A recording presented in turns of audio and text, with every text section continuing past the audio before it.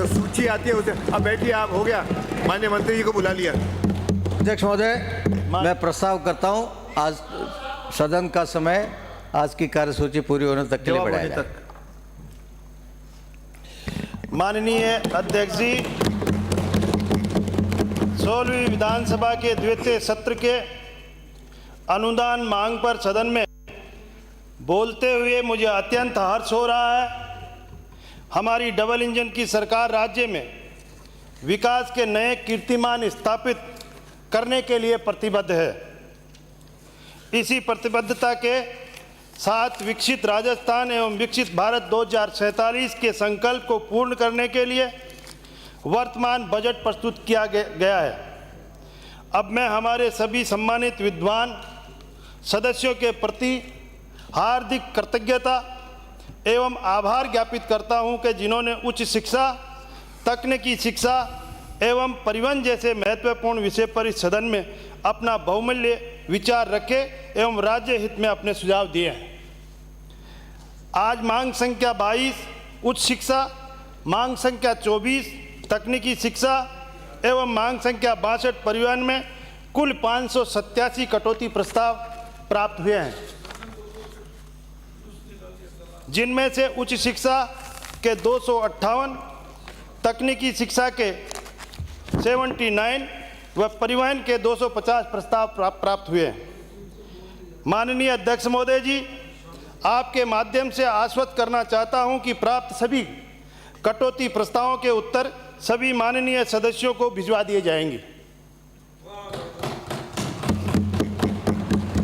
अनुदान मांगों पर अपनी बात पूर्व प्रधानमंत्री भारत रत्न आदरणीय श्री अटल बिहारी वाजपेयी जी के कुछ पंक्तियों के साथ करना चाहूँगा। जब तक ध्येय नहीं होगा पूरा, तब तक पक्की गति नहीं रुकेगी। आज कहे चाहे जो दुनिया, कल झुके बिना नहीं रहेगी दुनिया। अर्थात हमारी सरकार का ध्येय है कि प्रदेश की शिक्षा एवं परिवहन के क्षेत्र में देश का अग्रणी राज्य बने। हम सब इसके लिए अनवरत प्रयास करते रहेंगे और अपनी मंजिल को प्राप्त करके रहेंगे। माननीय अध्यक्ष जी, अब मैं मांग संख्या 22 उच्च शिक्षा के संबंध में माननीय सदस्यों ने जो कटौती प्रस्ताव दिए हैं, उनमें से नवीन महाविद्यालय खोलने के लिए 35, नवीन कन्या महाविद्यालयों के लिए खोलने के लिए 26, यूजी पीजी करने के लिए एवं नवीन विषय 44, आधारभूत एवं खेल सुविधाओं के संबंध में 43 एवं अन्य 41 है।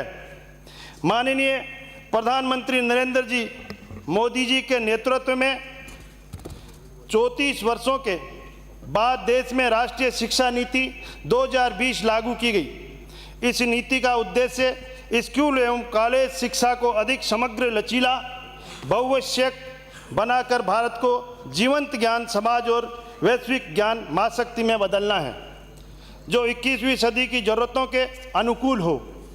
राष्ट्रीय शिक्षा नीति पहुंच, समानता, गुणवत्ता, सामर्थ्य और जवाबदेही के 5 आधारभूत स्तंभों से निर्मित सतत विकास का एजेंडा है।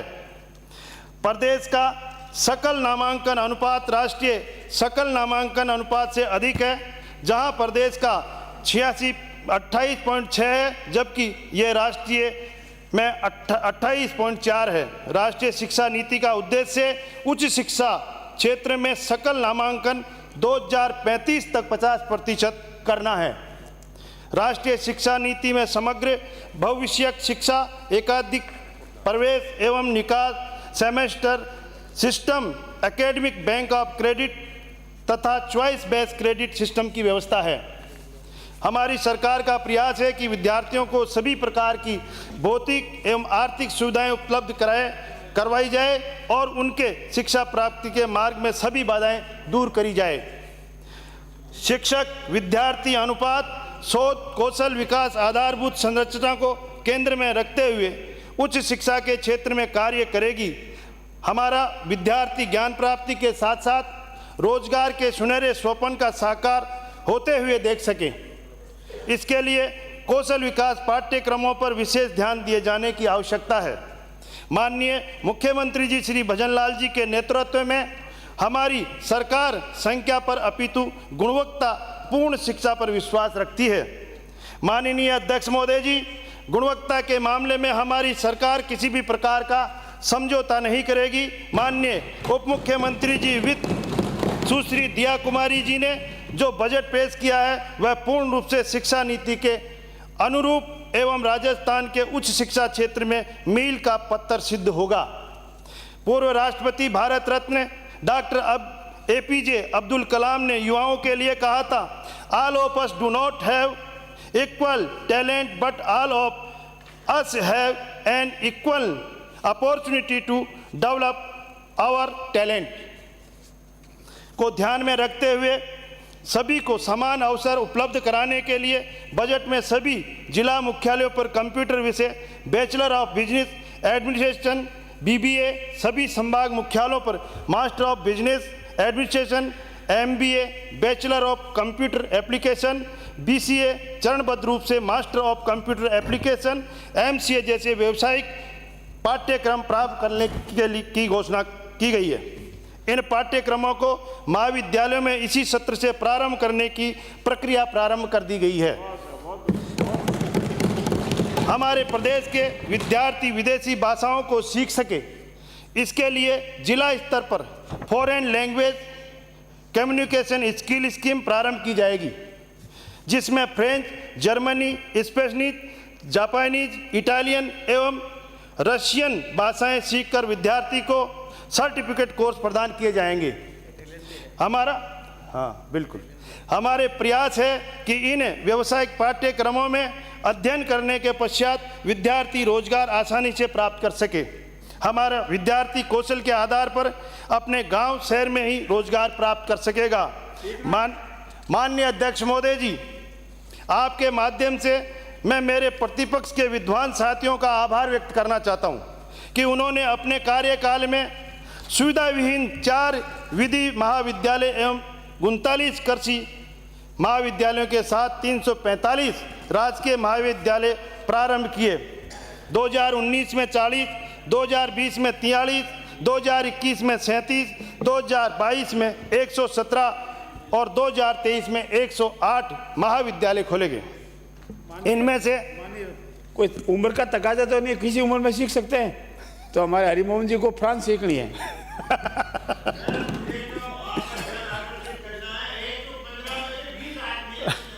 और यहाँ 70 में से 12 हैं।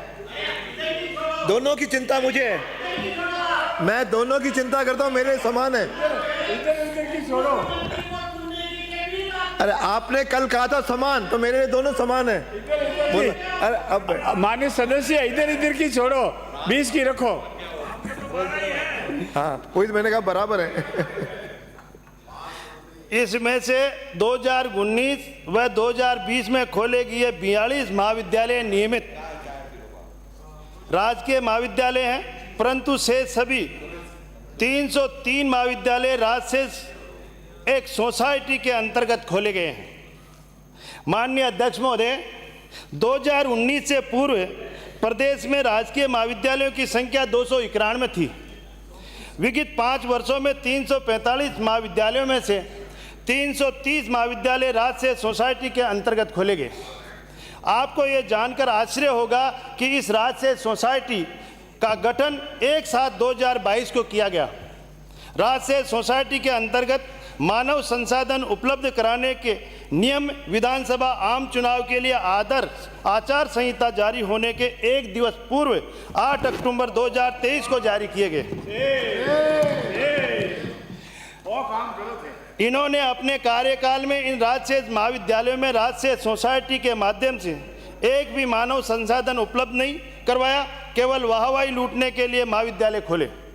इन महाविद्यालयों के वर्तमान स्थिति की चर्चा करें तो इनमें केवल 40 कॉलेज ही अपने भवन में संचालित हैं और 263 कॉलेज अभी अस्थायी भवनों में चल रहे हैं। प्रशासनिक व्यवस्था के लिए निकटवर्ती महाविद्यालयों के प्राचार्य को नोडल अधिकारी बनाकर कॉलेज चलाने की औपचारिकता पूरी की जा रही थी। विगत सरकार ने केवल संख्याओं के आधार पर राज्य के अंतर्गत सुविधा विहीन महाविद्यालय खोल दिए थे, उन राज्य महाविद्यालयों की समस्याओं को देखते हुए हमारी सरकार ने एक उच्च स्तरीय समिति का गठन किया गया। यह समिति इन महाविद्यालयों की वस्तुस्थिति की समीक्षा करके इन कॉलेजों की गुणवत्ता व राष्ट्रीय नीति के प्रावधानों के अनुसार महाविद्यालय संचालन के लिए अपनी अनुशंसाएं प्रस्तुत करेगी। समिति की अनुशंसाएं के अनुसार राज्य सरकार इन महाविद्यालयों के लिए एक सुंदर और गुणात्मक शिक्षण की व्यवस्था करेगी।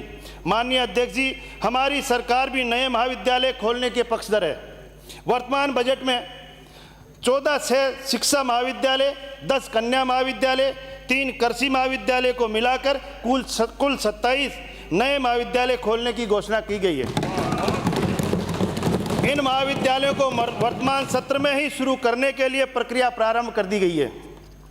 माननीय अध्यक्ष जी, प्रस्तुत बजट में 25 महाविद्यालय में नए विषय संकाय खोलने जाने के लिए 10 यूजी महाविद्यालयों को पीजी में क्रमोन्नत करने की घोषणा की गई है। माननीय अध्यक्ष जी, विश्वविद्यालय एवं विद्यालयों में भवनों के निर्माण, उन्नयन, मरम्मत के लिए 125 करोड़ रुपए तथा स्मार्ट क्लासरूम और आईसीटी लैब के लिए 45 करोड़ रुपए का बजट प्रस्तावित किया गया। माननीय अध्यक्ष महोदय जी, मैं आपके माध्यम से माननीय मुख्यमंत्री जी एवं उप मुख्यमंत्री जी वित्त के प्रति आभार व्यक्त करना चाहूँगा कि प्रदेश में पहली बार प्रत्येक जिले में व्यावसायिक पाठ्यक्रम BBA, BCA, MBA, MCA तथा कंप्यूटर विषय प्रारंभ करना प्रस्तावित किया गया है। हमारा प्रयास है कि ये सभी पाठ्यक्रम वर्तमान सत्र से ही प्रारंभ हो जाए। माननीय अध्यक्ष जी, राजकीय महाविद्यालयों में लगभग 2500 पद रिक्त पड़े, जिनके विरुद्ध में 1936 पदों को भरने के लिए राजस्थान लोक सेवा आयोग अजमेर द्वारा परीक्षा आयोजित कर ली गई है। आशा है कि आगामी 3 माह में चयनित सहायक आचार्य उपलब्ध हो जाएंगे, जिससे अधिकांश पद भर दिए जाएंगे। शिक्षण कार्य शुरू करने के रूप में चलाए जाने वाले नवीन सत्र प्रारंभ होने से पूर्व ही विद्या संबल योजना के अंतर्गत अतिथि शिक्षकों को लगाए जाने की प्रक्रिया प्रारंभ कर दी गई थी। लगभग 100 से अधिक अतिथि व्याख्याताओं ने महाविद्यालय में शिक्षण कार्य प्रारंभ कर दिया है। आशा है कि शीघ्र ही सभी महाविद्यालयों में शिक्षण कार्य प्रारंभ हो जाएगा, जबकि पिछले वर्ष में ये प्रक्रिया अगस्त-सितंबर में प्रारंभ होती थी। माननीय अध्यक्ष महोदय जी, शिक्षकों की भर्ती के साथ साथ राजकीय महाविद्यालयों में पुस्तकालय अध्यक्ष एवं शारीरिक शिक्षकों के 247 पदों पर भर्ती के लिए राजस्थान लोक सेवा आयोग अजमेर द्वारा परीक्षा का आयोजन किया जा चुका है। आशा है कि इन पदों पर भी आगामी 3 माह में हमें पुस्तकालय अध्यक्ष और शारीरिक शिक्षक उपलब्ध हो जाएंगे। माननीय अध्यक्ष महोदय जी, हमारा संकल्प पत्र में जो 100वीं से कार्य योजना के अनुरूप सभी राजकीय महाविद्यालय, पॉलिटेक्निक एवं इंजीनियरिंग महाविद्यालयों में वर्तमान सत्र में ही छात्रों के लिए 30% सीटें क्षैतिज रूप से आरक्षित कर प्रवेश प्रक्रिया प्रारंभ कर दी गई है। माननीय अध्यक्ष महोदय जी, जो छात्राएं खेलों में अपने प्रदर्शन से देश और प्रदेश का नाम रोशन करती है, उनके विकास के लिए ब्लैक बेल्ट को स्पोर्ट्स कोटे में सम्मिलित करते हुए मान्यता प्राप्त संस्थाओं से प्राप्त पत्रधारी छात्राओं को राजकीय महाविद्यालय में प्रवेश के लिए 5% बोनस अंक इसी सत्र से दिया जाना प्रारंभ कर दिया गया। माननीय अध्यक्ष महोदय, कालीबाई भील मेधावी एवं देवनारायण छात्र स्कूटी वितरण योजना में राजस्थान के राजकीय एवं निजी विद्यालयों में 12वीं की कक्षा में नियमित छात्र अध्ययन कर रहे हैं। जो अधिक अंक प्राप्त करने वाली छात्राओं को उच्च अध्ययन के लिए प्रेरित करने के लिए ये योजना प्रारंभ की गई है। छात्राओं को स्वीकृत वर्ष में ही स्कूटी मिलने पर वह उनका उपयोग कॉलेज में अपने अध्ययन के लिए कर सकती है। विगत वर्षों में छात्राओं को स्कूटियां समय पर नहीं देने से छात्राओं को आने जाने में काफ़ी कठिनाइयों का सामना करना पड़ा था। माननीय अध्यक्ष जी, हमारी सरकार बनने के बाद 100 दिवसीय कार्य योजना में 2021-22, 2022 और 2023 की बकाया स्कूटियों में से 10,000 स्कूटियों का वितरण लक्ष्य रखा गया। आपको जानकर खुशी होगी कि 100 दिवसीय कार्य योजना में 10,152 स्कूटियों का वितरण कर छात्रों को लाभान्वित किया गया है। विगत 3 वर्षों की शेष स्कूटियों का वितरण शीघ्र ही करने के निर्देश जारी कर दिए गए हैं। माननीय अध्यक्ष जी, कालीबाई भील मेधावी एवं देवनान छात्र स्कूटी वितरण योजना में सफल क्रियान्वयन एवं छात्राओं को पेट्रोल के खर्चे से मुक्ति दिलाने के लिए अब सरकार द्वारा इस योजना में इलेक्ट्रॉनिक स्कूटियों का वितरण किया जाना, चैनवर्थ में स्कूटियों का वितरण कर दिया जाएगा, जिससे छात्राओं को महाविद्यालय में आने जाने की सुलभता रहेगी और इलेक्ट्रिकल स्कूटी होने से उन पर ईंधन का आर्थिक भार नहीं आएगा।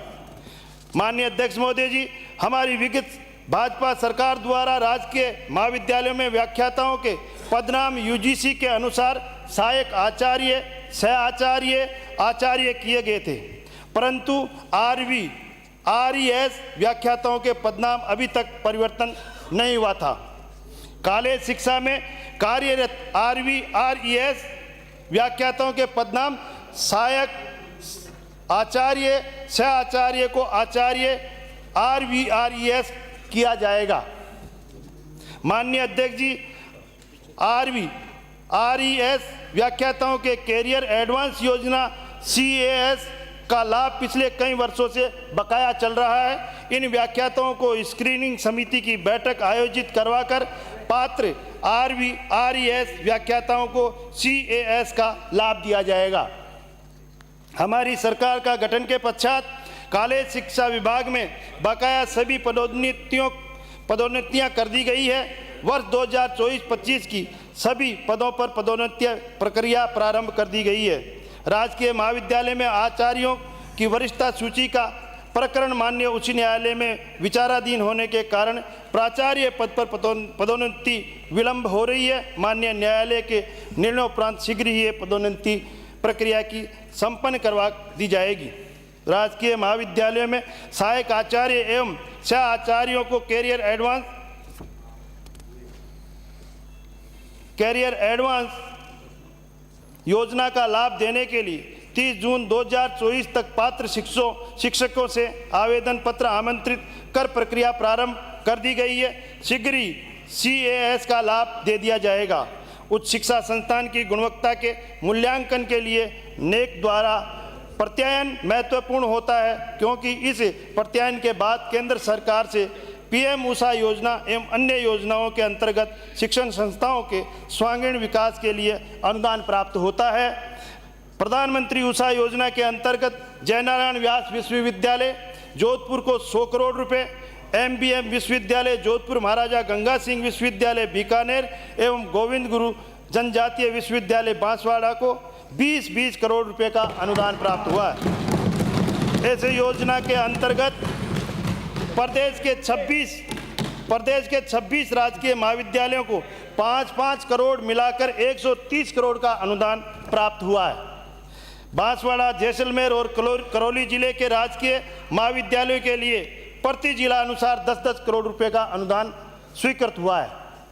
इस प्रकार PM उषा योजना कुल 320 करोड़ रुपए का अनुदान प्राप्त हुआ है। इसी अनुदान के द्वारा प्रदेश के विश्वविद्यालय एवं महाविद्यालयों के नवीन निर्माण, जीर्णोद्धार, उपापयन, शोध कार्य, कौशल विकास, महिला सशक्तिकरण, राष्ट्रीय अंतर्राष्ट्रीय संगोष्ठियां एवं अन्य शैक्षणिक गतिविधियों का संचालन किया जाएगा। माननीय अध्यक्ष महोदय जी, गत वर्ष 19 राजकीय महाविद्यालयों ने नेक प्रत्यायन के लिए आवेदन किया था, जिसमें 17 महाविद्यालयों का नेक प्रत्यायन पूर्ण हो चुका है। शेष 2 महाविद्यालयों में शीघ्र ही नेक पीयर टीम का निरीक्षण होने वाला है। माननीय अध्यक्ष जी, हमारी सरकार का गठन होने के पश्चात सतत प्रयासों से गत वर्ष 3 गुना अर्थात 54 राजकीय महाविद्यालयों ने नेक प्रत्यायन के लिए आवेदन किया था। इन सभी महाविद्यालयों का नेक प्रत्यायन इसी सत्र में करवाने का प्रयास किया जा रहा है। नेक प्रत्यायन होने के पश्चात इन महाविद्यालयों को सर्वांगीण विकास एवं गुणवत्ता सुधार के लिए केंद्रीय संसाधनों से बजट आवंटन हो सकेगा। माननीय अध्यक्ष महोदय जी, विगत भाजपा सरकार द्वारा विश्वविद्यालय एवं महाविद्यालय शिक्षकों को 7वां UGC वेतनमान स्वीकृत किया गया था। इसी वेतनमान के एरियर के 50% का पुनर्भरण यूजीसी द्वारा किया जाना था। माननीय अध्यक्ष महोदय जी, मुझे ये बताते हुए पीड़ा हो रही है कि 50% अर्थात 309 करोड़ रुपए का पुनर्भरण यूजीसी के द्वारा राज्य सरकार को प्राप्त होना था, परंतु विगत कांग्रेस सरकार द्वारा समय पर कार्रवाई नहीं किए जाने के कारण ये राशि राज्य सरकार को प्राप्त नहीं हो सकी। हमारी सरकार का गठन होने के पश्चात इस संबंध में प्रयास किए गए, परंतु योजना बंद होने के कारण यह राशि प्राप्त नहीं किया जाना संभव नहीं था।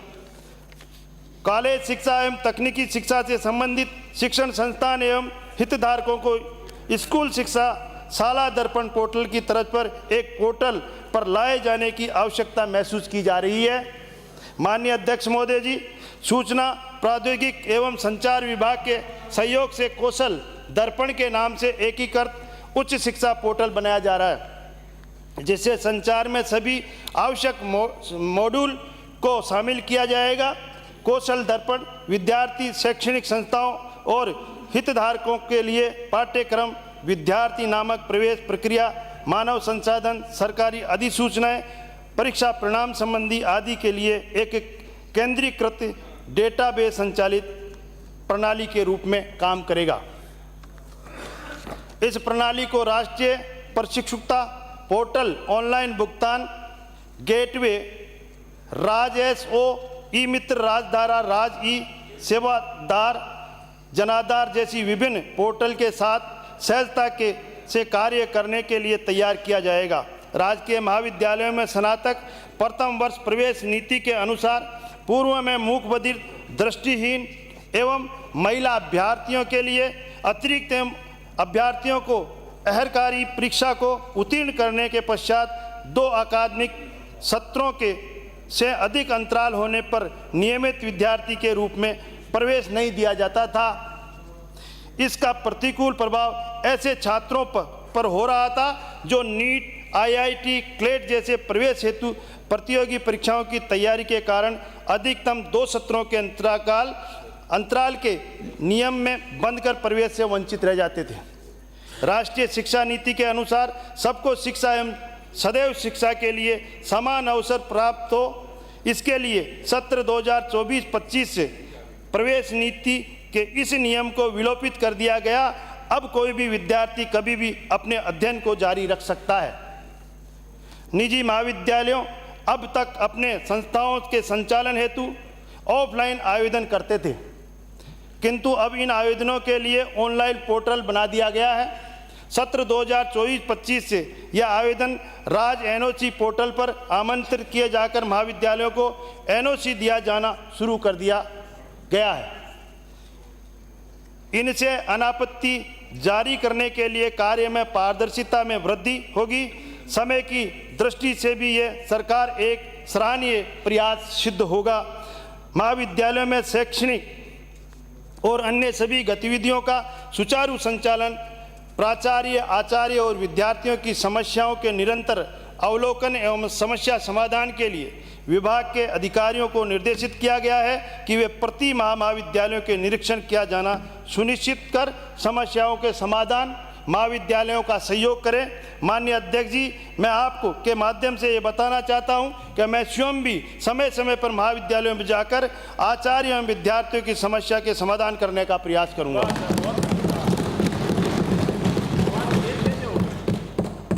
अभी थोड़ी देर से बाद में अभी कुछ घटना घटी तो आवाज एकदम मंत्री जी की तेज हो गई है, जोश आ गया, जोश। अच्छा है, बड़ा राज है। माननीय अध्यक्ष महोदय,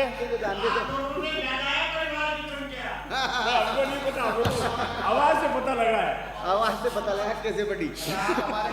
माननीय अध्यक्ष महोदय जी, मुझे ये बताते हुए प्रसन्नता हो रही है कि महाविद्यालय में नवीन सत्र प्रारंभ के प्रथम दिवस 1 जुलाई से स्नातक, द्वितीय, तृतीय वर्ष और स्नातकोत्तर उत्तराधिकी कक्षाओं में शिक्षण कार्य शुरू करवा दिए गए हैं, जबकि इनके विगत परीक्षाओं के परीक्षा परिणाम घोषित नहीं हुए थे। हमारा प्रदेश भामावसे के लिए जाना जाता है। उच्च शिक्षा क्षेत्र में 4 राजकीय महाविद्यालय के भवन निर्माण कार्य भामाशाहों के द्वारा करवाए गए हैं। मां अम्बे केपी सिंघवी राजकीय विधि महाविद्यालय सिरोही का भवन निर्माण श्री किशोरीबाई सिंघवी द्वारा करवाया गया है। श्रीमती मोहिनी देवी चाचान राजकीय महाविद्यालय सहवा व राजकीय महाविद्यालय सिद्धमुखी सादुलपुर का भवन निर्माण श्री विनोद कुमार अग्रवाल द्वारा करवाया गया है। राजकीय महाविद्यालय फतेहपुर का भूमिमय भवन निर्माण श्री कुमार जय मोदी द्वारा करवाया गया है। मैं राजस्थान सरकार और उच्च शिक्षा विभाग की ओर से इन सभी भामाशाहों के प्रति कृतज्ञता ज्ञापित करता हूं, जो प्रदेश में जालोर, पाली, सिरोही की मैं गारंटी लेता हूँ, जितने भी आप संस्थान खोलेंगे भवन हम बना के देंगे। जय हो माननीय, आपका बहुत बहुत स्वागत, बहुत बहुत धन्यवाद। आपको भी जोश आ गया। और हो रहा है वो आप इस चीज का ध्यान रखना सभा अध्यक्ष जी। ये आप कुछ समझ के बोला और माइक चालू करके बोला और ऑन रिकॉर्ड बोला, भामाशाह से भवन बनाने की जिम्मेदारी मेरी। आप संस्थान खोलो। केवल जालोर के लिए या पूरे राजस्थान के? नहीं, पूरे राजस्थान के लिए सर। ये 3 के लिए बोल रहे, 3 के लिए सर। 3 जिलों का ये 3 की गारंटी लिए है अध्यक्ष नेता प्रतीक। एक जिला और हो गया। माननीय अध्यक्ष जी, केसराम जी का और हो गया। देखो विद्यालय में स्वीकृति प्रदान कर माननीय अध्यक्ष जी, भवन बना के दे देंगे। एक मेरे जिला और जुड़ गया है। हो गया। आप ही को करें तो 50 जिले ही हो सकते हैं पूरी। इधर ही चला। मैं राजस्थान सरकार और उच्च शिक्षा विभाग की ओर से इन सभी भामाशाहों के प्रति कृतज्ञता ज्ञापित करता हूं, जो प्रदेश में उच्च शिक्षा के विकास में अपना योगदान दे रहे हैं। राजस्थान वीरों की भूमि है और वीरता ज्ञान विचार और दृष्टि के बिना फलदायी नहीं हो सकती। इसलिए इस भूमि का हर नौजवान शिक्षा के क्षेत्र में ज्ञानवीर बनकर उभरे, यही हमारा प्रयास रहेगा और हम इसके लिए निरंतर कर्मशील रहेंगे। राजस्थान प्रदेश को उच्च शिक्षा के क्षेत्र में एजुकेशन हब बनाने के लिए निजी क्षेत्रों का सहयोग आवश्यक है। इसलिए राजस्थान सरकार द्वारा उच्च शिक्षा में निजी क्षेत्र में विश्वविद्यालय एवं महाविद्यालय खोलने के लिए नीति बनाई। निजी विश्वविद्यालयों को विधानसभा में अधिनियम पारित कर विश्वविद्यालयों का दर्जा प्रदान किया जाता है। वर्तमान में निजी क्षेत्र में 54 विश्वविद्यालय संचालित है। इन विश्वविद्यालयों के संचालन के लिए समय समय पर प्रवेश, अध्यापन, अनुसंधान, प्रबंधन में पारदर्शिता एवं गुणवत्ता बनाए रखने के लिए कृत संकल्पित है। हमारी सरकार के गठन के पश्चात निजी विश्वविद्यालयों के लिए दिशा निर्देश 2024 जारी कर दिए गए हैं। इन दिशा निर्देशों की पालना नहीं करने वाले विश्वविद्यालयों के प्रति संबंधित अधिनियम के प्रावधान अनुसार कार्रवाई की जाएगी। माननीय अध्यक्ष महोदय जी, राजस्थान लोक सेवा आयोग अजमेर, राजस्थान कर्मचारी चयन बोर्ड जयपुर द्वारा आयोजित विभिन्न भर्ती परीक्षाओं में सम्मिलित हुए अभ्यर्थियों के दस्तावेजों की जांच एवं सत्यापन के दौरान ओपीजीएस विश्वविद्यालय चोरू की अनेक डिग्रियां फर्जी होने के तथ्य संज्ञान में आने पर एसओजी द्वारा जांच करवाएगी। एसओजी द्वारा जांच में कुटरचित तरीके से बिना प्रवेश, बिना अध्ययन के डिग्रियां जारी करने के विभिन्न प्रकरण सामने आने पर विभाग द्वारा दिनांक 26/3/2024 को संभागीय आयुक्त सीकर की अध्यक्षता में 5 सदस्यों की जांच समिति का गठन किया गया। इस समिति की रिपोर्ट के आधार पर दिनांक 21/6/2024 को विश्वविद्यालय के समस्त पाठ्यक्रम में प्रवेश पर रोक लगा दी गई। इसके साथ ही वर्ष 2021 व 22 से आज तक जारी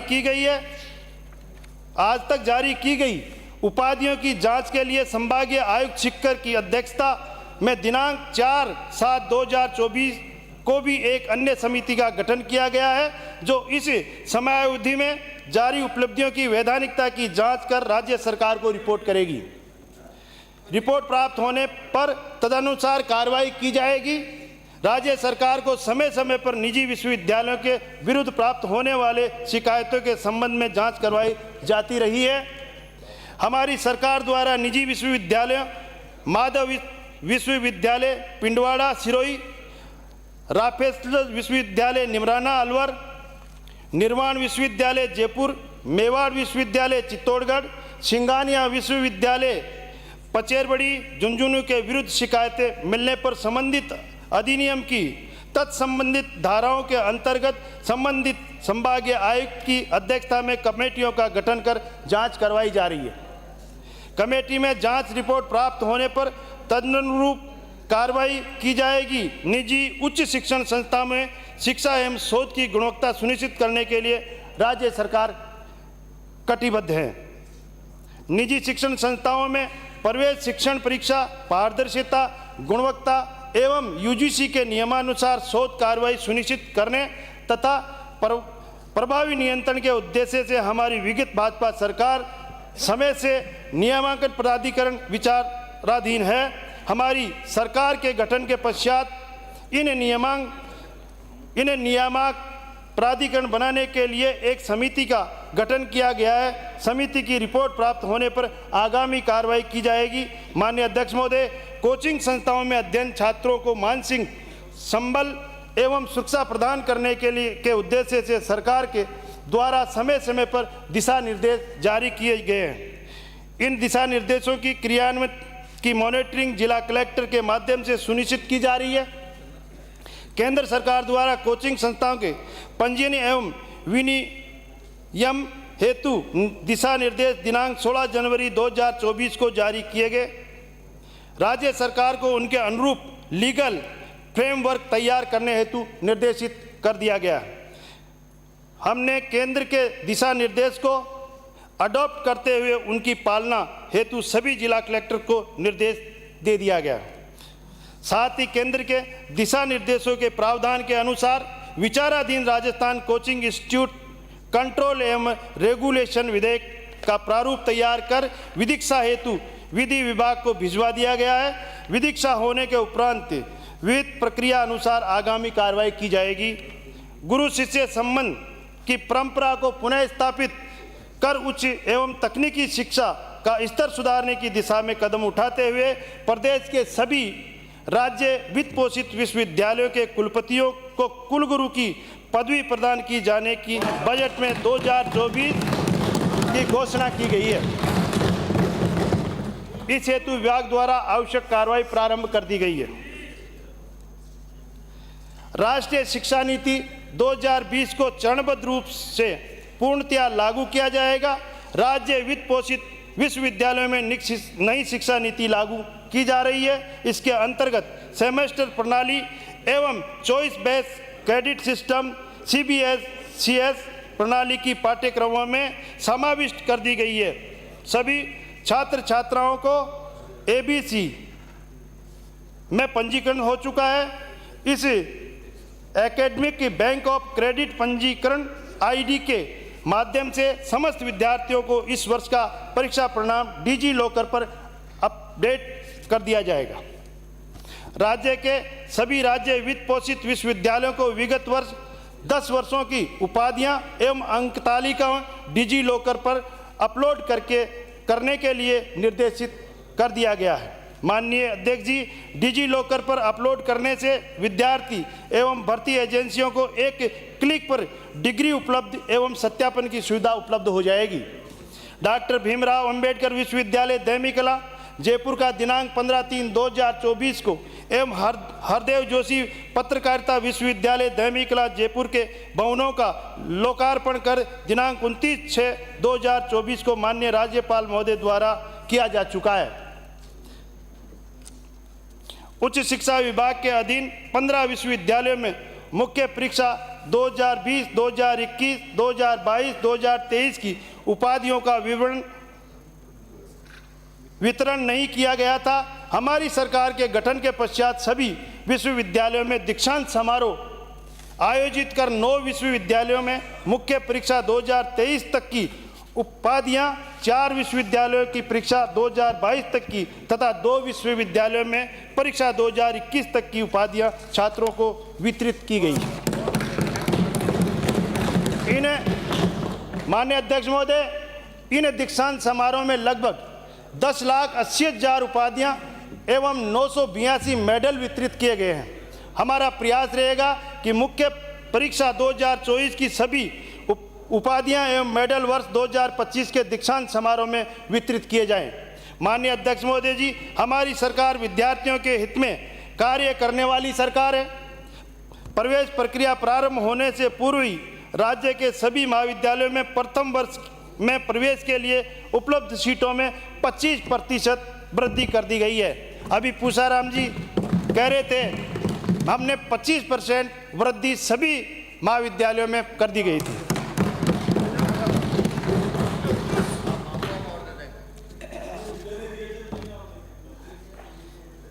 ये सरकार जो सही होगा वो करेगी और जो मांगेंगे मिलेंगे, लेकिन चरणबद्ध तरीके से मिलेंगे।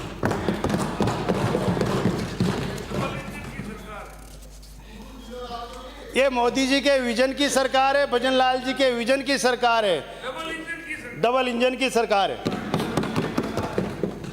माननीय अध्यक्ष जी, अब मैं मांग संख्या 24 तकनीकी शिक्षा के संबंध में माननीय सदस्यों ने जो कटौती प्रस्ताव दिए गए हैं उनमें से नवीन महाविद्यालय खोलने के लिए 43 नए विषय और शाखा खोलने के लिए 12, रिक्त पदों को भरने के लिए 5 एवं अन्य 19।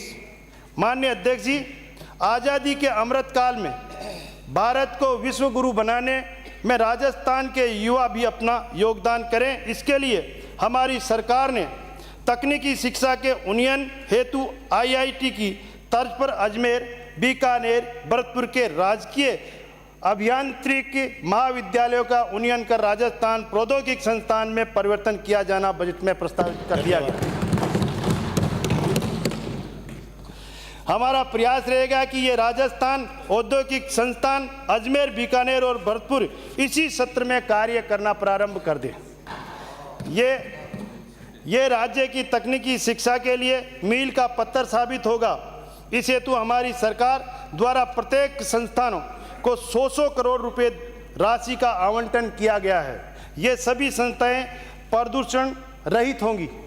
अध्यक्ष जी, हमारी सरकार ने तकनीकी शिक्षा में बालिकाओं की भागीदारी बढ़ाने के लिए पॉलिटेक्निक एवं अभियांत्रिक संस्थानों में बालिकाओं के प्रवेश में 30% क्षैतिज आरक्षण लागू कर दिया गया है। माननीय अध्यक्ष महोदय जी, प्रस्तुत बजट में बालिका शिक्षा को बढ़ावा देने के लिए पॉलिटेक्निकल महाविद्यालयों में अध्ययन करने वाली बालिकाओं को उच्च शिक्षा विभाग की तर्ज पर मेरिट के आधार पर 500 इलेक्ट्रिक स्कूटियों का वितरण किया जाएगा। अध्यक्ष जी, हमारी सरकार प्रत्येक तकनीकी संस्थाओं में बालिकाओं के लिए अलग से पिंक टॉयलेट का निर्माण करवा रही है। अध्यक्ष जी, राज्य सरकार द्वारा परिवर्तित बजट घोषणा 2024-25 में तकनीकी शिक्षा विभाग में भिवाड़ी, फागी, बांदीकुई, मारवाड़ जंक्शन, गुड्डा मलानी, बल्लभ नगर, निवाई सहित 10 राजकीय पॉलिटेक्निक महाविद्यालय खोलने की घोषणा की है। इन सभी नवीन राजकीय पॉलिटेक्निकल महाविद्यालयों में 4 शाखाओं के साथ प्रारंभ किए जाने की योजना है। AICT से अनुमति प्राप्त कर शीघ्र ही इन पॉलिटेक्निकल महाविद्यालयों को प्रारंभ किया जाएगा। माननीय अध्यक्ष जी, प्रस्तुत बजट में 7 पॉलिटेक्निकल महाविद्यालयों में computer science, electric, civil, chemical, mining, engineering जैसी नई ब्रांच खोली जा रही है एवं 2 पॉलिटेक्निकल महाविद्यालयों में सीटों में वृद्धि की जा रही है, जिससे तकनीकी शिक्षा के क्षेत्र में क्रांतिकारी बदलाव आने की संभावना है। हमारा संकल्प है कि हम छात्रों को वर्तमान तकनीकी और उद्योगों की मांग के अनुरूप तैयार करके राजस्थान के विकास में उनकी भागीदारी बढ़ाएं। अध्यक्ष जी, तकनीकी शिक्षा में केंद्र सरकार ने पॉलिटेक्निकल अभियांत्रिक महाविद्यालय एवं विश्वविद्यालयों के लिए शिक्षा शोध क्षेत्र में बढ़ावा देने के लिए मेरिट योजना लागू की गई है, जिसके अंतर्गत प्रत्येक तकनीकी शिक्षा महाविद्यालय को 5 करोड़, अभियांत्रिक महाविद्यालय को 10 करोड़, तकनीकी विश्वविद्यालय को 18 करोड़ की राशि आवंटित की जाती है। माननीय अध्यक्ष महोदय जी, विगत सरकार द्वारा इस योजना का लाभ लेने के लिए किसी भी प्रकार का प्रयास नहीं किया गया, परंतु हमारी सरकार आते ही इस महत्वाकांक्षी योजना में राजस्थान को सम्मिलित करने हेतु प्रभावी प्रयास शुरू कर दिए गए और जल्दी ही इस योजना का लाभ राज्य को मिलने की खुशखबरी मिलने वाली है। इस योजना के अंतर्गत राजस्थान को लगभग 300 करोड़ रुपए आवंटित होने की संभावना है।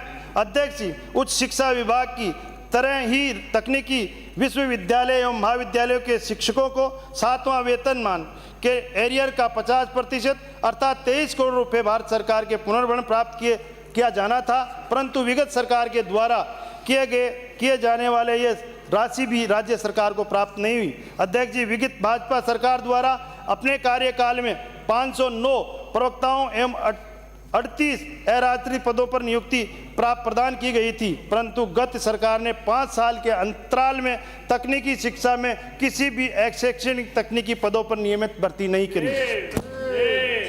हमारी सरकार ने 2020 तकनीशियनों की भर्ती की अर्दना राजस्थान अधीनस्थ बोर्ड को भेज दी गई है। अध्यक्ष जी, गत सरकार ने अपने पूरे कार्यकाल में 4 राजकीय पॉलिटेक्निकों को प्रारंभ किया, जिसमें से एक का भी भवन निर्माण कार्य पूर्ण नहीं हो पाया। फलस्वरूप ये सभी महाविद्यालय अपने निकटतम महाविद्यालयों में संचालित किए जा रहे हैं। अध्यक्ष जी, बिल्डिंग का काम भी चल रहा है कि नहीं चल रहा है? बिल्डिंग का काम ही तो नहीं चल रहा, 4 ही तो खोले थे आपने, 4 ही में तो नहीं है। ये अध्यक्ष जी, बिल्डिंग ने क्या बंटा ढार कर दिया।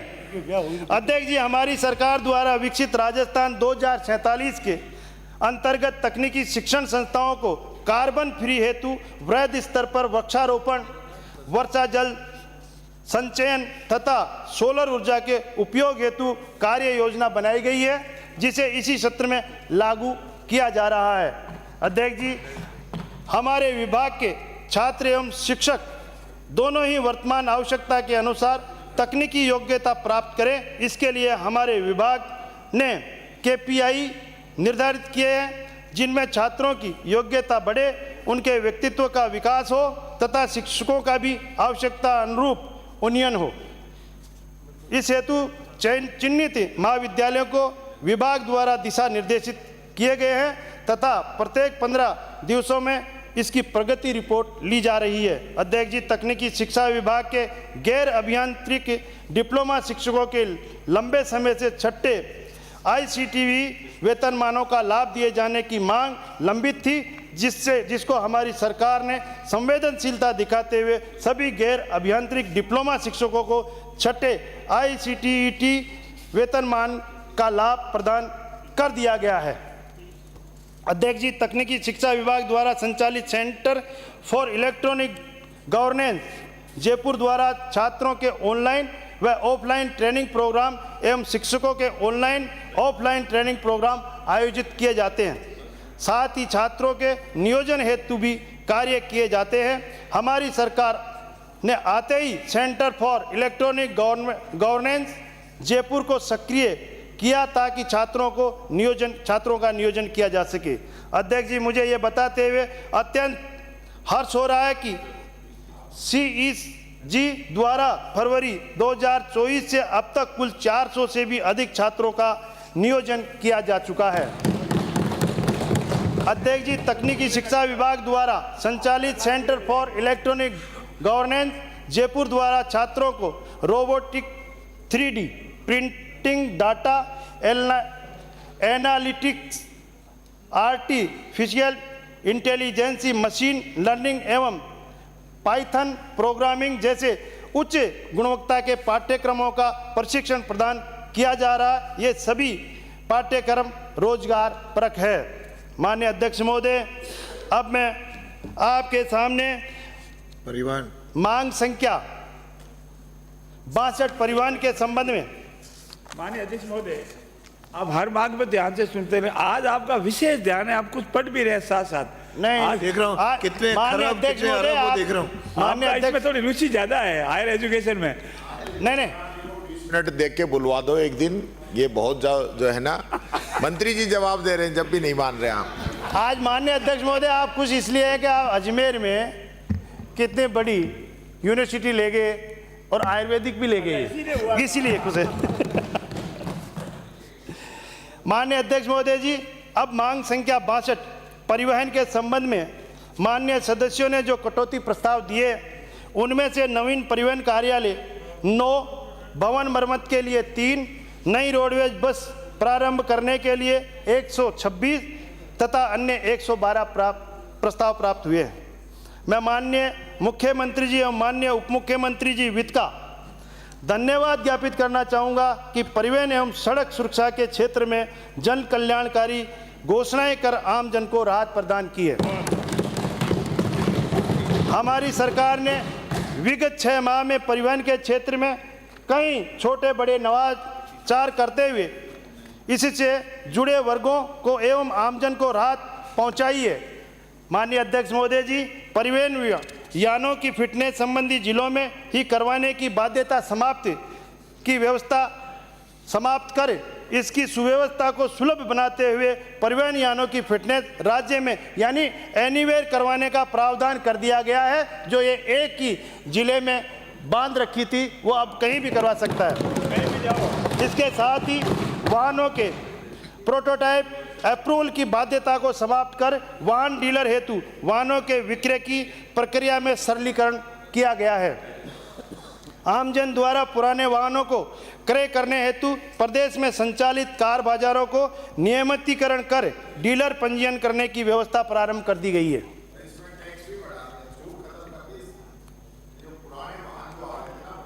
की छूट खत्म कर दी।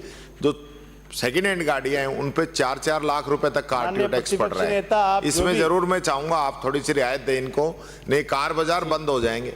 बिल्कुल विचार किया जाएगा आपकी बात। विगत वर्षों में सर्विस डीलर सिस्टम में सूचना प्रौद्योगिकी का उपयोग तेजी से बढ़ा है। इसी क्रम में परिवहन विभाग में आम जन की सुविधा हेतु 1/4/2024 से ड्राइविंग लाइसेंस व वाहन पंजीयन पत्र जारी किए जा रहे हैं। परिवहन कार्यालय को पूर्णतः कैशलेस करते हुए विभिन्न सेवाओं हेतु निर्धारित फीस कर भुगतान डिजिटल पेमेंट सिस्टम के माध्यम से किया जा रहा है। हमारी सरकार प्रदेश के समस्त सड़क उपयोगकर्ताओं को निर्बाध एवं सुरक्षित सफर देने के लिए कटिबद्ध है। वर्ष 2023 में प्रदेश में 24,694 सड़क दुर्घटनाएं हुई है, जिसमें से 11,762 व्यक्तियों की मृत्यु हुई है एवं 23,041 व्यक्ति घायल हुए, जो कि अत्यंत चिंता का विषय है। इसी क्रम में परिवर्तित बजट 2024-25 में संभाग स्तर पर दुर्घटनाओं एवं उनसे होने वाली मृत्यु में कमी लाने हेतु रोड सेफ्टी टास्क फोर्स का गठन करने की घोषणा की गई है। आपनो अग्रणी राजस्थान के संकल्प को पूरा करने के लिए सड़क दुर्घटनाओं में घटित मृत्यु दर को शून्य करने हेतु आगामी 10 वर्षों की सड़क सुरक्षा कार्य योजना बनाने वाला राजस्थान देश का प्रथम राज्य होगा। परिवर्तित बजट 2024-25 में सड़क दुर्घटनाओं में गंभीर घायल व्यक्ति को अस्पताल पहुंचाने वाले मददगार को गुड समैरिटन के लिए प्रोत्साहन राशि 5,000 से बढ़ाकर 10,000 कर दी गई है। इसी अवधारणा को केंद्र में रखकर माननीय प्रधानमंत्री जी की केंद्र प्रवर्तित योजना पीएम गति शक्ति के अंतर्गत वाहनों की ओवर स्पीडिंग पर अंकुश लगाने एवं सड़क उपयोगकर्ताओं द्वारा सड़क नियमों की पालना सुनिश्चित कराने के लिए परिवर्तित बजट 2024-25 में जयपुर दिल्ली, जयपुर भरतपुर राजमार्ग NH48 व NH21 व 4 स्टेट हाईवे पर ITMS सिस्टम लागू किए जाने की घोषणा की गई है। अध्यक्ष जी, मैं आपके माध्यम से सभी माननीय सदस्यों, विशेषकर युवा विधायकों से आह्वान करना चाहूँगा कि प्रदेश की युवा शक्ति को सड़क दुर्घटनाओं से दूर रखने की दिशा में अपने अपने क्षेत्र में सड़क सुरक्षा व जागरूकता अभियान के सहयोग से अभियान को सफल बनाने का काम करें। राज्य में बढ़ता प्रदूषण हम सब के लिए चिंता का विषय है। प्रदेश के प्रत्येक नागरिक को स्वच्छ वातावरण देने हेतु हमारी सरकार प्रतिबद्ध है। इसी के क्रम में वाहन जनित प्रदूषण को नियंत्रण करने के लिए इलेक्ट्रिक वाहनों का बढ़ावा देने के लिए हेतु परिवर्तित बजट 2024-25 में 200 करोड़ रुपए के व्हीकल प्रमोशन फंड इलेक्ट्रिक वाहन प्रोत्साहन कोष का गठन किया जाने की घोषणा की गई है।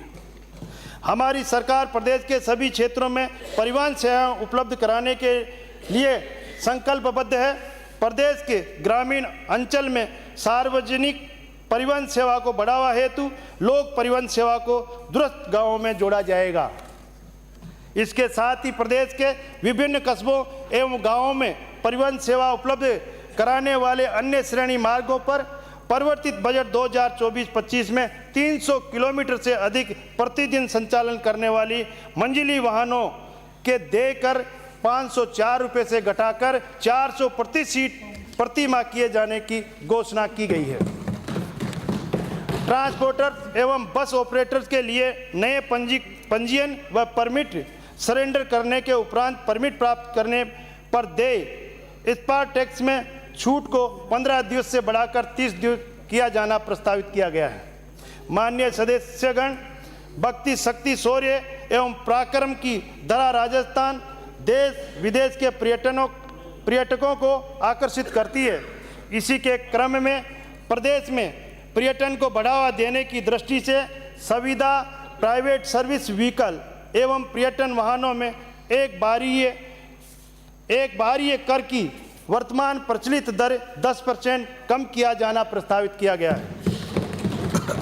पर्यटकों के साथ साथ प्रदेश के वाहन स्वामियों को भी सुविधा देने हेतु वाहन के स्वामित्व हस्तांतरण में प्रक्रियात्मक सरलीकरण करते हुए वाहन को भौतिक रूप से कार्यालय में प्रस्तुत किए जाने की अनिवार्यता से मुक्त कर दिया गया है। हमारी सरकार महिलाओं को स्वांगीण रूप से आत्मनिर्भर बनाने सशक्तिकरण के लिए कटिबद्ध है। इसी क्रम में प्रशिक्षण संस्थान रेल मगरा राजसमंद में महिलाओं को व्यावसायिक वाहन चलाने हेतु निःशुल्क प्रशिक्षण किया जाना प्रारंभ कर दिया गया है। साथ ही अंतर्राष्ट्रीय महिला दिवस 8 मार्च 2024 को निगम की समस्त साधारण व द्रुतगामी बसों में राज्य की सीमा में यात्रा करने वाली 6,04,338 महिला यात्रियों को निःशुल्क यात्रा उपलब्ध कराई गई है। प्रदेशवासियों को सड़क मार्ग का सफर सुरक्षित एवं सुगमतापूर्वक देने के लिए सरकार संकल्पबद्ध है। मुझे विश्वास है कि अब खुशहाली समृद्ध व मजबूती के साथ सड़क दुर्घटना रहित विकसित राजस्थान का संकल्प धरातल पर साकार होगा। माननीय अध्यक्ष महोदय जी, हमारी सरकार समाज के सभी वर्गों श्रेणियों को सस्ती परिवहन सुविधा उपलब्ध करवाने के लिए संकल्पित है। इसी उद्देश्य से हमारे द्वारा प्रदेश में 60 वर्ष से 80 वर्ष तक के आयु वरिष्ठ नागरिकों को रोडवेज बसों में दी जाने वाली 30% छूट को 50% कर दी गई है। माननीय अध्यक्ष जी, हमारी सरकार के गठन के बाद विगत 6 महीने में 7 करोड़ से अधिक लोगों को रोडवेज बसों में रियायती एवं निःशुल्क यात्रा सुविधा उपलब्ध कराई गई है, जिसमें 6 लाख से अधिक महिलाओं को अंतर्राष्ट्रीय महिला दिवस पर निःशुल्क यात्रा उपलब्ध करवाई गई है। आमजन को सस्ती, सुरक्षित, आरामदायक एवं आधुनिकतम सार्वजनिक यात्रा परिवहन की सेवाओं का लाभ मिल सके, इसी सोच से हमारी सरकार यात्रियों की सुविधा तथा रोडवेज को सुदृढ़ बनाने हेतु रोडवेज बेड़े में 1300 नई बसें शामिल कर रही है, जिसमें 300 बसें पर्यावरण संरक्षण को ध्यान में रखते हुए इलेक्ट्रिक बसें होंगी। हमारी सरकार घोषणाएं धरातल पर पूर्ण रूप से लागू हो, इससे सफल हो, इस हेतु हमने इसकी प्लानिंग पर भी ध्यान दिया गया है। इसी वजह से रोडवेज में नई बसों को शामिल करने के साथ साथ रोडवेज की प्रशासनिक एवं संचालन व्यवस्था को बेहतर करने के लिए 650 कर्मियों की भर्ती की जाएगी। सरकार केवल बेहतर यात्री परिवहन सेवा उपलब्ध करवाने हेतु ही नहीं, अपितु इसके लिए आवश्यक आधारभूत संरचनाओं के विकास के लिए संकल्पित है, जिसके लिए हमारे द्वारा राज्य के विभिन्न बस स्टैंड, डिपो, वर्कशॉप की रिपेयरिंग, मेंटेनेंस एवं जन सुविधा हेतु ही बजट का प्रावधान किया गया है। इसके अतिरिक्त यात्रियों की सुविधा हेतु 10 जिला मुख्यालयों पर आधुनिक सुविधा युक्त बस स्टैंडों का निर्माण कर 14 अन्य जगहों पर बस स्टैंड संबंधी विकास कार्य कराए जाएंगे। माननीय अध्यक्ष महोदय जी, आज उच्च शिक्षा, तकनीकी शिक्षा एवं परिवहन विभाग की अनुदान मांगों पर पक्ष विपक्ष के विद्वान साथियों ने सकारात्मकता के साथ समस्याओं की चर्चा की, कुछ सुझाव दिए। मैं कहना चाहूँगा कि हम किसी भी दल के सदस्य हो, परंतु हम सबकी इच्छा है कि हमारा प्रदेश देश का अग्रिम राज्य बने। आज चर्चा में सूर सागर से आने वाले माननीय सदस्य से चर्चा शुरुआत की गई। इसके अलावा जोधपुर शहर, इसके अलावा मंडावा, बहरोड, सूरजगढ़, पिलानी, मारवाड़ जंक्शन, भीम, भरतपुर, टोडा भीम, सोजत, डीडवाना, बामनवास, विराटनगर, मकराना, महुआ, बयाना, लाडनू, बांसुर, सांगरिया, ब्यावर, रतनगढ़, सलोम्बर, सापुरा, दरियावद, लालसोट, मुंडावर, शिव, ओसिया, नोका और बागीदोरा, जाजपुर, चोमू और मेड़ता माननीय सदस्यों ने उच्च तकनीकी परिवहन विभाग की समस्याओं पर चर्चा की। उच्च तकनीकी शिक्षा विभाग की समस्याओं के समाधान एवं प्रयास के बारे में विस्तृत जानकारी आपको देने का प्रयास किया।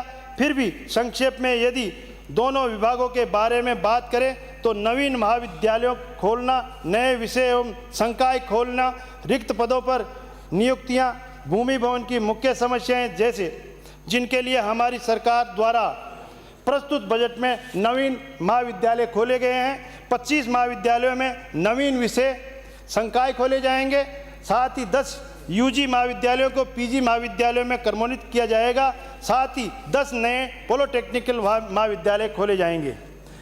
हम यहीं नहीं रुकेंगे, अपितु पक्ष और प्रतिपक्ष के साथियों ने जो अपेक्षाएं यहाँ सदन में रखी है, उन सब पर माननीय मुख्यमंत्री जी से विचार विमर्श कर इन अपेक्षाओं को पूर्ण करने का प्रयास करेंगे।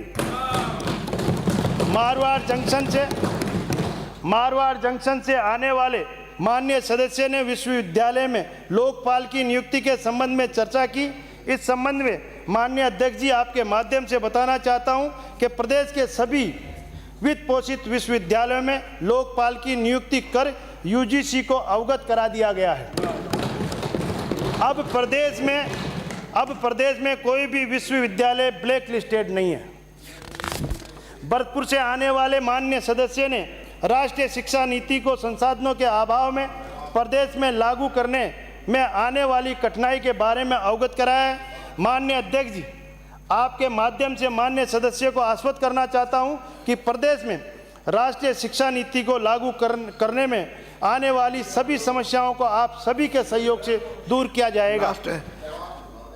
लाख कठिनाई भले हो, मिले चाहे जितने गम, डट कर करेंगे सामना, इच्छा शक्ति न होगी कम, इच्छा शक्ति होगी न कम। अर्थात राष्ट्रीय अध्यक्ष जी, राष्ट्रीय नीति को संपूर्ण रूप से लागू करके रहेंगे। माननीय अध्यक्ष जी, परिवहन विभाग की अनुदान मांगों की अधिकांश मांगे माननीय सदस्य ने रोड दुर्घटना को रोकने, यातायात के सुलभ संचालन हेतु रोडवेज की बसें चलाना मुख्य समस्या बताई। इस समस्या के समाधान के लिए सरकार पूर्ण रूप से कटिबद्ध है। मैं आपको आश्वस्त करता हूं कि बजट घोषणा के अतिरिक्त हमें आगामी 2 माह में लगभग 510 बसें मिलने के साथ ही आपकी समस्या से निजात पा सकेंगे। माननीय अध्यक्ष जी, अंत में परम सम्मान्य वाजपेयी जी की कुछ पंक्तियों के साथ अपनी बात को विराम देता हूं। सम्मुख फैला अगर ध्येयपथ प्रगति चिरंतन कैसा इतिहास, सुसीमित हर्षित कैसा श्रम श्लत, असफल सफल समान मनोरथ, सब कुछ देकर कुछ न मांगते, पावस बनकर ढलना होगा। जय हिंद, जय भीम, जय भारत, जय राजस्थान।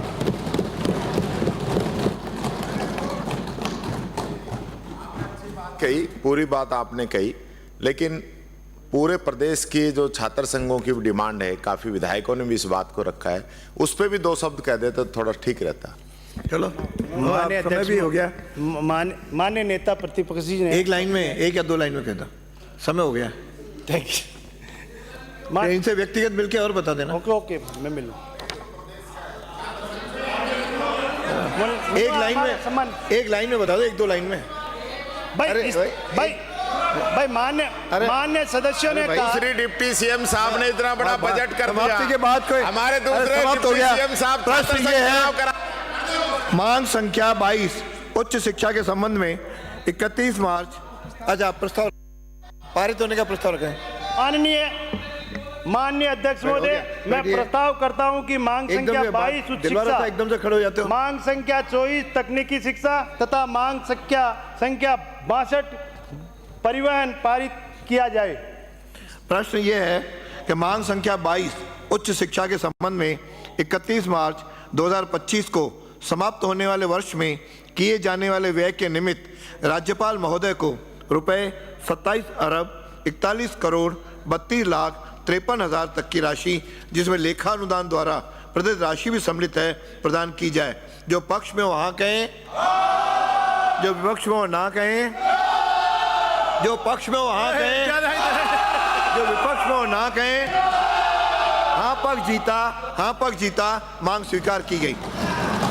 प्रश्न ये है कि मांग संख्या 24 तकनीकी शिक्षा के संबंध में 31 मार्च 2025 को समाप्त होने वाले वर्ष में किए जाने वाले व्यय के निमित्त राज्यपाल महोदय को रुपए 4 अरब 71 करोड़ 16 लाख 33 हजार तक की राशि, जिसमें लेखानुदान द्वारा प्रदत्त राशि भी सम्मिलित है, प्रदान की जाए। जो पक्ष में वो हाँ कहें, जो विपक्ष में वो ना कहें। हाँ पक्ष जीता, मांग स्वीकार की।